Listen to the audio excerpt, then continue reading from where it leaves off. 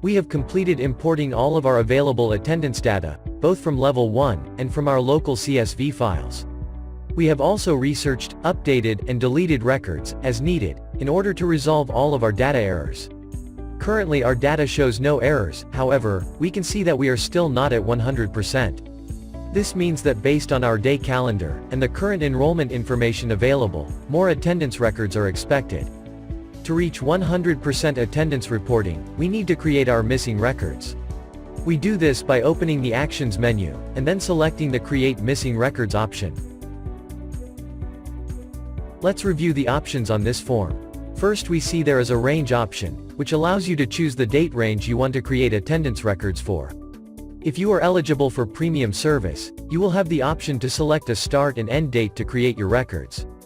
Otherwise, you will only be able to create records for the entire month that you are currently working with. For premium users, when selecting the date range option, you will be presented with start and end date selection fields.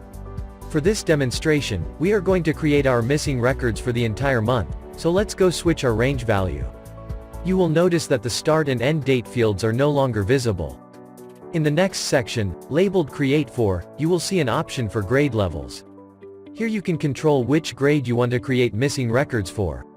The list will only show the grades available in your school.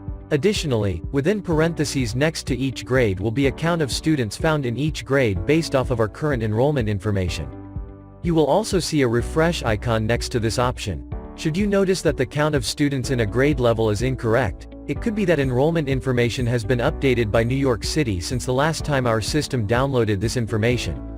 Using this refresh option, will direct the system to re-download and update all the enrollment information from Level 1, to ensure that we are using the latest information.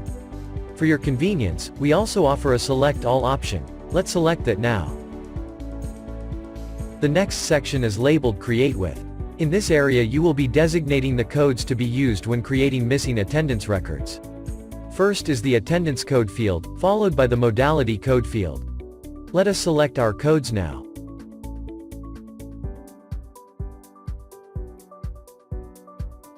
Once you have selected the codes you want to use for auto-generated attendance records, you click on the Submit button. Keep in mind that the system is currently generating possibly hundreds or even thousands of records. This is done by correlating your day calendar with your current enrollment information. This process may take a few minutes, so we ask that you please be patient. Now that the process of auto-generating your missing attendance records is completed, you will see that your completed rate now shows 100%.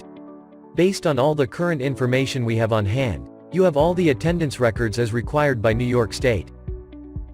Since we have no errors, and have reached 100% completion rate, the ability to export to Level 0 will now be available. However, before you export to Level 0, we ask that you make a habit of performing a final full error check. Depending on how much time has passed from the time you started working with your data, until the time you finished, there is the possibility that New York City has submitted updated enrollment information for your students that could change your error count and/or completion rate. So performing one final full error check will ensure that we catch any possible errors that New York City may have introduced into your data.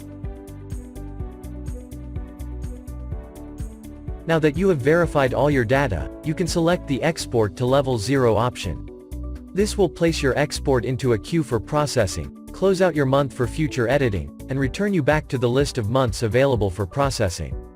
The export process doesn't typically take more than a few seconds, depending on how many other exports are in the queue ahead of you. However, know that Level 0 only imports the exported data once every 10 minutes, so you may need to wait to see the data appear within the Level 0 portal.